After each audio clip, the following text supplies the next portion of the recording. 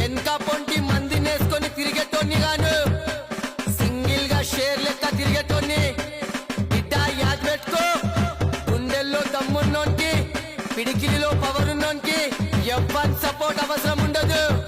ఎంత పెద్ద రుస్తు ముంగటైనా తలదించడు చూల్.